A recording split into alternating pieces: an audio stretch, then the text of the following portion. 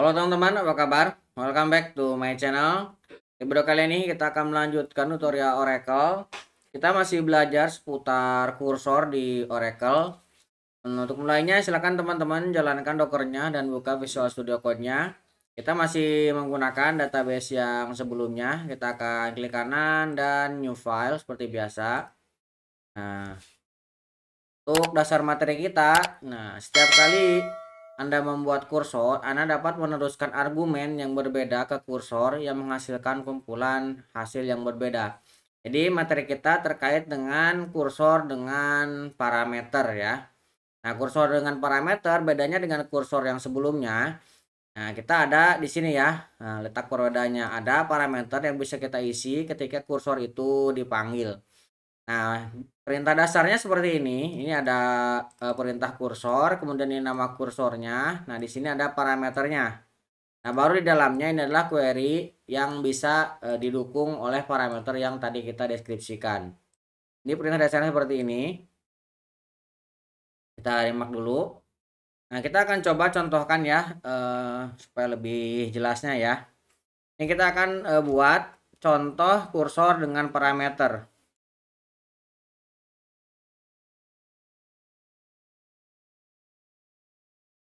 Contoh kursor dengan parameter pertama kita akan declare dulu. Oke. Setelah declare kita akan buat sebuah variabel namanya r product. Nah, kemudian ini r product ini kita akan ambil dari tabel product, kita akan ambil semua data row tipenya seperti ini ya. Kemudian kita akan membuat sebuah kursor.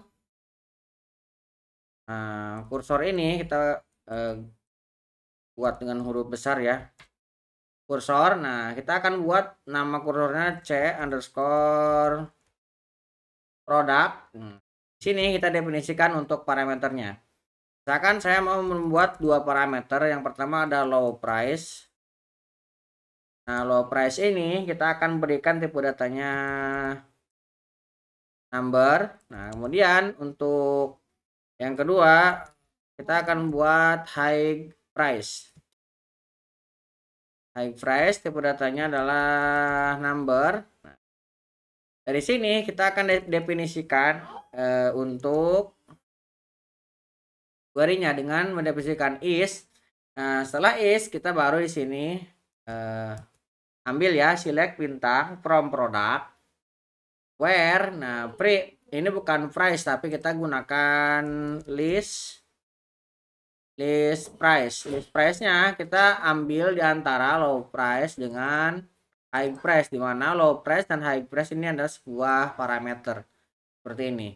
Nah, setelah kita mendapatkan datanya, baru kita di sini melakukan buka transaksi dengan begin.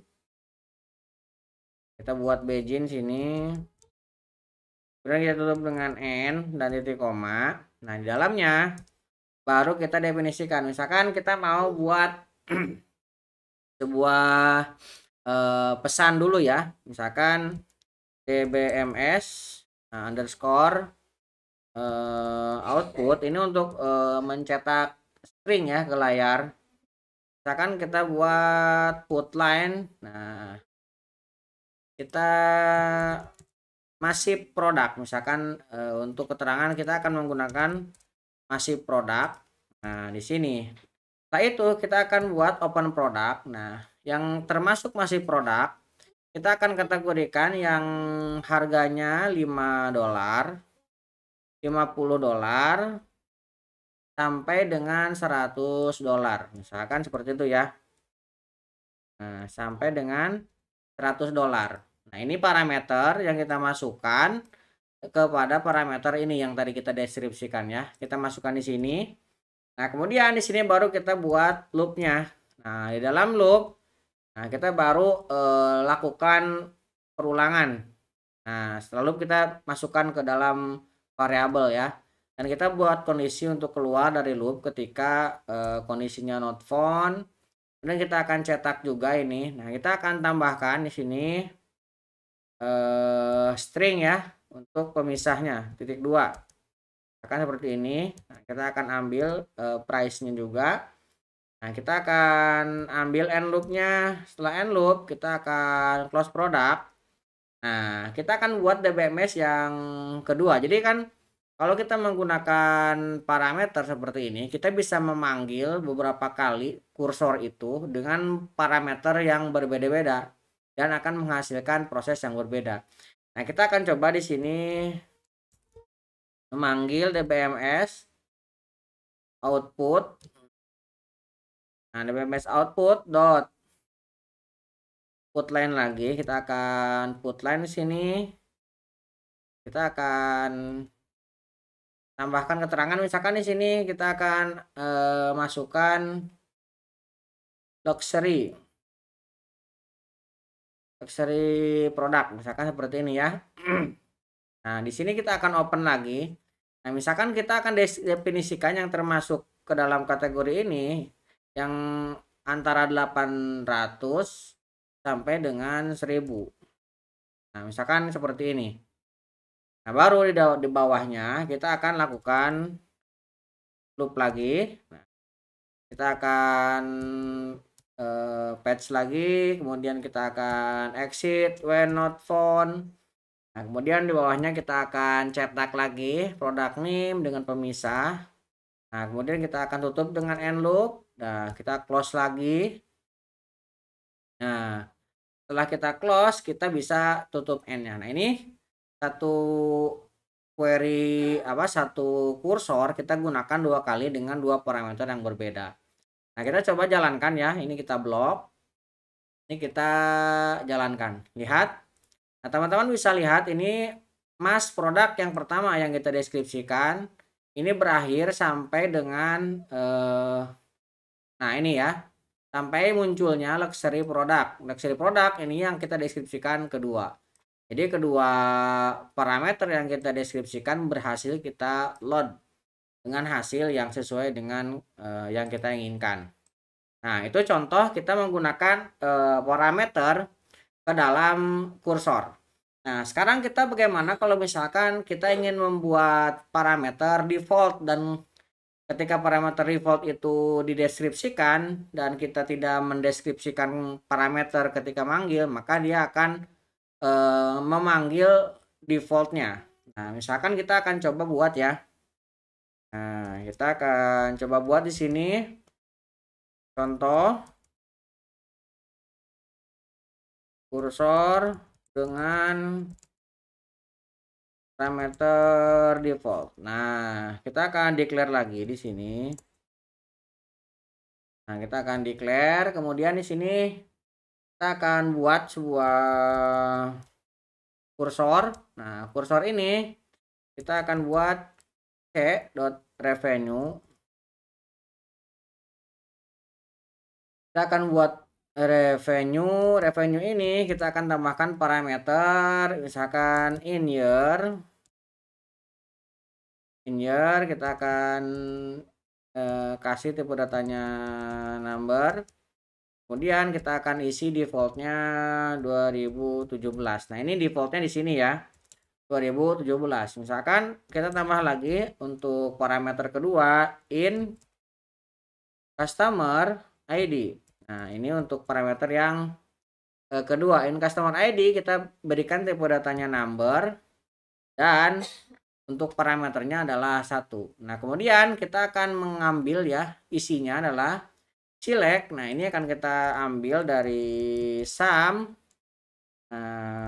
quantity. Nah, quantity akan kita kalikan dengan unit price.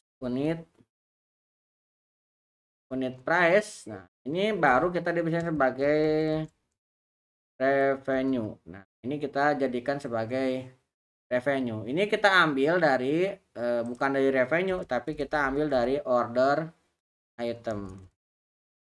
Order items. Order items ini kita akan inner joinkan. Dengan orders. Nah, orders ini kemudian kita akan joinkan using. Nah, kita menggunakan using aja ya, biar kita gunakan using order ID. Nah, baru kita di sini definisikan where status. Nah, ini kita tambahkan di sini where statusnya. Nah, statusnya kita akan ambil hanya yang tipid aja.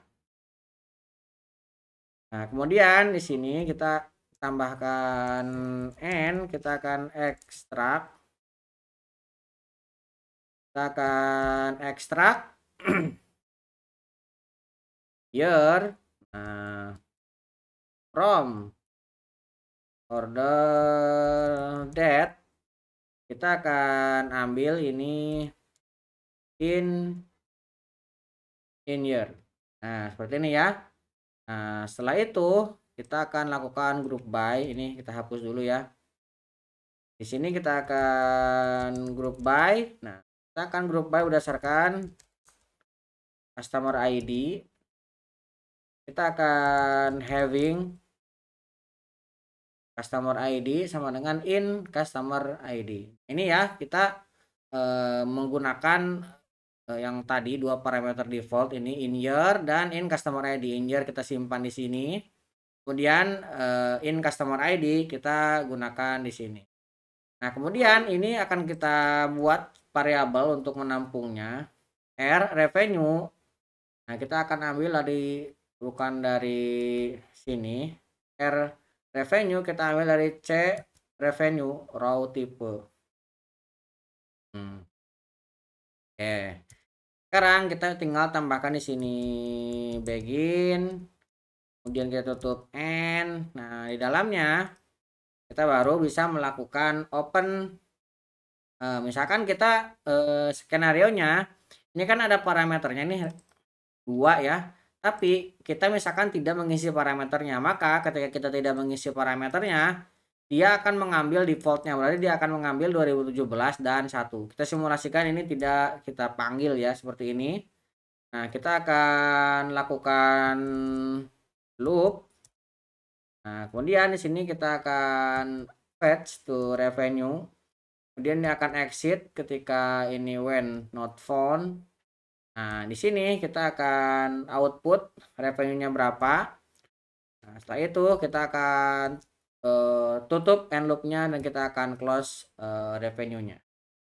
Nah, ini ya. Jadi kita menggunakan parameter default tahun dan customer ID. Ini kita coba jalankan, kita blok, kita jalankan. Nah, lihat ini ya yang kita dapatkan. Supaya lebih jelas ini kita hapus dulu. Kemudian kita akan jalankan ulang. Nah, ini kita run. Nah, ini hasilnya ya. Ini adalah sum dari hasil yang kita filter. Ini sum ada hasil ini ya. In year dan customer ID-nya 1. Oke, kurang lebih seperti itu untuk tutorial kali ini. Jadi kesimpulannya, tutorial kali ini kita sudah belajar terkait dengan kursor dengan menggunakan parameter. Nah, parameter bisa kita deskripsikan langsung, artinya wajib diisi. Bisa juga kita buatkan default seperti ini, supaya ketika tidak diisi tetap bisa dijalankan dan dia akan mengambil parameter defaultnya. Teman-teman silahkan gunakan sesuai dengan kebutuhan. Mudah-mudahan bisa membantu teman-teman. Buat teman-teman yang belum subscribe, jangan lupa subscribe dan nyalakan tombol loncengnya. Sampai ketemu di video selanjutnya.